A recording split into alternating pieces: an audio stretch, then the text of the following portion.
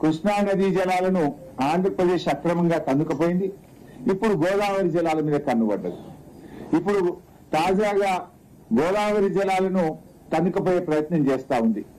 ఇప్పటిదాకా గోదావరిలో ఏ ఇబ్బంది లేకుండే, కానీ చేతగాని, దూరదృష్టి లేని, బాధ్యత లేని ఈ రేవంత్ రెడ్డి ప్రభుత్వం యొక్క చర్యల వల్ల ఇవాళ గోదావరిలో కూడా తెలంగాణకు అన్యాయం జరిగేటువంటి పరిస్థితి ఏర్పడ్డది. జనవరి 30న ఢిల్లీలో 2 రాష్ట్రాల ఇరిగేషన్ ఉన్నత అధికారులతో కూడిన కమిటీ సమావేశం జరిగింది.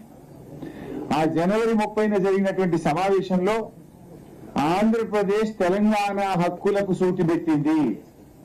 ఆంధ్రప్రదేశ్ సూటి పెట్టింది. తెలంగాణ నుంచి హాజరైన అధికారులు డూడు బస్వన్నల్లాగా తల ఊపిండ్రు.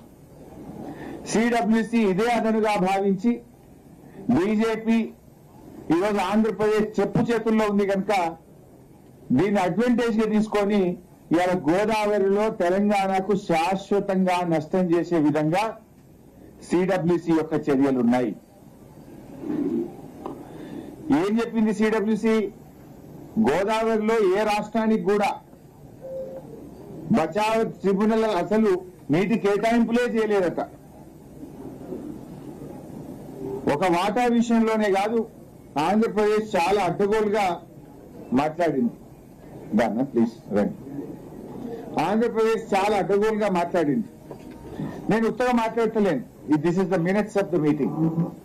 ఢిల్లీలో 30 జనవరి నాడు ఆంధ్రప్రదేశ్, తెలంగాణ కేంద్ర ప్రభుత్వ అధికారులు కలిసి సంయుక్తంగా ఢిల్లీలో నిర్వహించిన మీటింగ్ మినిట్స్. ఇది ఎప్పుడు వచ్చింది మినిట్స్ అంటే మన చేతికి 12 ఫిబ్రవరి 2026 నాడు వచ్చింది.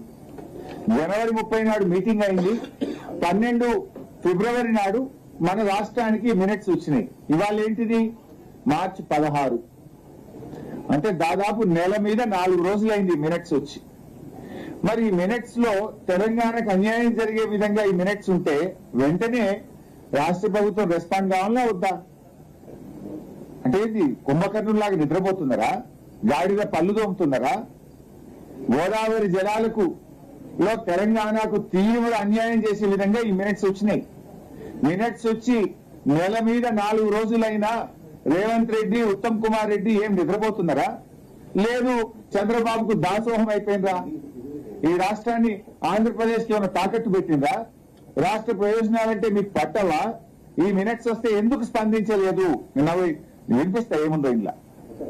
అంటే అసలు ఈ మీటింగ్ కే పోను అన్నారు. మీకు తెలుసు కదా.